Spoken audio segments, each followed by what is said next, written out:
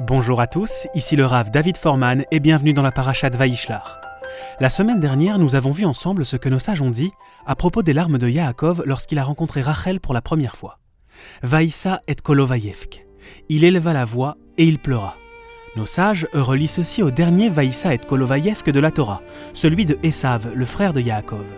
Esav avait pleuré lorsque Yaakov avait réussi à ruser afin d'obtenir la bénédiction de son père Yitzhak.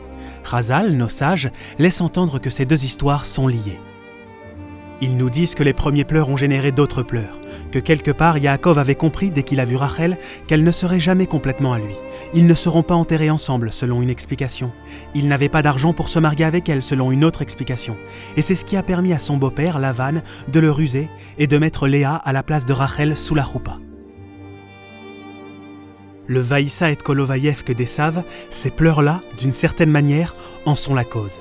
Plus tard, c'est Yaakov qui élèvera la voix et qui pleure. Si l'on accepte cette analyse du Midrash, il y a une question très difficile. Comment concilier cela avec le fait que Yaakov soit un modèle ? C'est l'un de nos patriarches, c'est un Ish Emet, un homme de vérité selon Chazal. Comment comprendre tout cela ? Comment un homme de vérité peut-il être impliqué dans une tromperie ? Je vais vous proposer une théorie, en me basant sur une série d'indices insérés dans le texte, qui, je pense, sont les éléments qui ont interpellé les sages du Midrash. Revenons à l'histoire dont je viens de parler et jouons à mon jeu préféré. Où avons-nous déjà vu ces mots dans la Torah ? Pendant que je vais vous décrire le contexte et les différentes particularités de cette histoire, demandez-vous, où est-ce qu'on retrouve ailleurs dans la Torah les mêmes particularités, les mêmes éléments ? Existe-t-il des indices nous permettant de comprendre cette histoire ? Ok, on y va. Genèse 29, juste avant que Yaakov ne rencontre Rachel pour la première fois. Il s'enfuit de chez Esav, arrive à Haran devant un puits.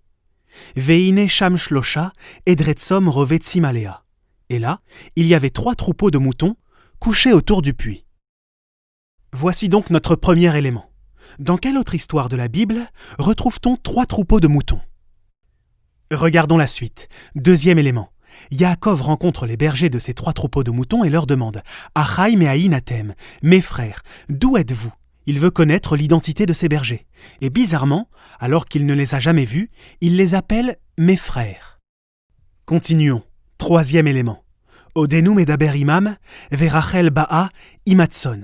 Alors que Yaakov parle avec ses bergers, Rachel arrive. Quatrième élément, quand Yaakov voit Rachel, Vaïgash Yaakov, Yaakov s'approcha. Dans quelle autre histoire peut-on voir Yaakov s'approcher ? Cinquième et dernier élément, une fois qu'il s'est approché, Vaïshak Yaakov les Rachel, Vaïssa et kolo vayefk. Yaakov embrassa Rachel, il éleva la voix et pleura. Dans quelle autre histoire, après tous ces éléments, Yaakov embrasse encore quelqu'un et pleure à nouveau ? Où peut-on retrouver tous ces éléments ? Quelle autre histoire comporte aussi tous ces éléments ? Elle se trouve dans notre paracha, lorsque Yaakov retrouve son frère Esav. Yaakov quitte la maison de Lavan, et on lui apprend que son frère Esav vient à sa rencontre avec 400 hommes. Il craint alors pour sa vie, mais décide d'affronter son frère, afin de tenter une réconciliation avec lui. Qu'est-ce qu'il va faire ? Il lui envoie des cadeaux, des troupeaux de moutons.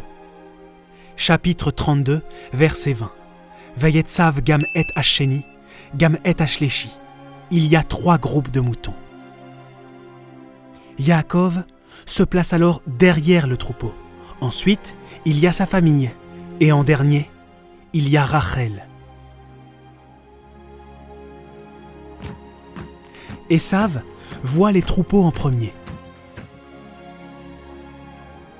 Et quand il arrive au niveau de son frère, il demande « Qui sont ceux-ci pour toi ?» Puis, il voit la famille de Yaakov. Et en dernier, il voit Rachel. Yaakov s'approche alors d'Esav. Le même mot est utilisé, la guéchette. Vaïgash Yaakov. Esav court pour prendre son frère dans les bras. Yaakov l'enlace, l'embrasse et pleure. Encore une fois, la rencontre se déroule de manière similaire. C'est exactement la même chose. Tout d'abord, les 3 troupeaux de moutons. Ensuite, la même question. Mon frère, qui sont-ils pour toi ? Avec Rachel, c'est pareil. Elle arrive. Yaakov s'approche, il l'embrasse et pleure. La seule différence, c'est la personne qui l'embrasse. Cette fois, ce n'est pas Rachel, mais c'est son frère duquel il a été séparé pendant près de 20 ans.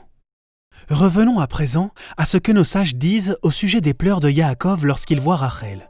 Au moment où il la voit pour la première fois, il pressent qu'elle ne sera jamais complètement à lui, qu'il y aura quelque chose au travers de sa route. Et les sages semblent savoir de quoi il s'agit, car la Torah emploie les mêmes termes pour désigner les pleurs de Yaakov, Vaïssa et Kolovayevk, ainsi que ceux d'Ésav, quand il se rend compte qu'il a été trompé par son frère. La providence divine fera, un peu plus loin dans notre paracha, que Yaakov sentira à nouveau cette crainte de perdre Rachel. Ce sera au moment où Ésav arrivera avec 400 hommes. Que peut-il se passer lors de cette rencontre avec Ésav ? La première rencontre avec Rachel était hantée par la mémoire des pleurs d'Ésav. Et maintenant, lors de cette rencontre avec Ésav lorsqu'il vient avec 400 hommes, il se rend compte qu'il peut réellement la perdre pour de bon. C'est comme si la même histoire se rejouait, comme s'il revivait cette peur qu'il avait eue lors de leur première rencontre. C'est donc pour Yaakov un sentiment similaire. Que va-t-il se passer ? Va-t-il la perdre ? Yaakov aura soit la joie d'avoir Rachel avec lui, soit la peine indescriptible d'en être séparé. Yaakov est en quelque sorte sur le fil du rasoir, et tout dépendra de la manière dont il agira vis-à-vis de son frère Ésav. Finalement, que va-t-il se passer ?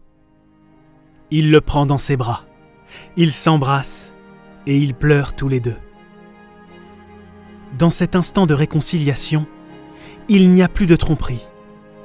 Yaakov regarde son frère dans les yeux et lui dit « Prends ces cadeaux, Karna et Birkati, prends ma bénédiction. » Il est difficile de ne pas voir le sous-entendu « Je t'avais volé une bénédiction, eh bien prends maintenant une bénédiction de moi. » Yaakov insiste et Ésav accepte et le laisse en paix. Rachel et le reste de la famille sont sains et saufs. Yaakov est finalement un Ish Emet, un homme de vérité. Mais sûrement pas parce qu'il est né ainsi. Personne n'est depuis tout petit une personne de vérité. Ceci est l'aboutissement d'une vie d'effort. C'est cela Yaakov. Il est devenu une personne de vérité. Parce que c'est une chose que de ne jamais mentir, de ne jamais tromper. Mais c'en est une autre qui est bien plus difficile pour quelqu'un qui a trompé de faire face avec intégrité à son vieil ennemi. Et c'est encore plus difficile lorsque ce vieil ennemi n'est autre que son propre frère. Réussir à faire la paix, ça, c'est de l'intégrité. Pour conclure, sachez qu'il y a une série disponible sur le site alephbeta.org qui traite de ce sujet en détail. Cette série de cours est en anglais et j'invite les anglophones à l'étudier. Elle s'intitule « Yaakov, homme de vérité ». Mais pour les non-anglophones, il y a aussi ce qu'il faut. Vous pouvez également étudier ces notions de manière détaillée dans un livre rédigé par Natir Yahi qui s'intitule « Un éléphant dans la pièce », publié aux éditions Lishma. Vous pouvez cliquer sur le lien pour vous le procurer. De plus, certaines notions sont également développées dans un cours de Rav Forman, Rachel et Léa ou le mystère des mandragores, disponible sur le blog ravforman.fr. À très bientôt et Shabbat Shalom à tous.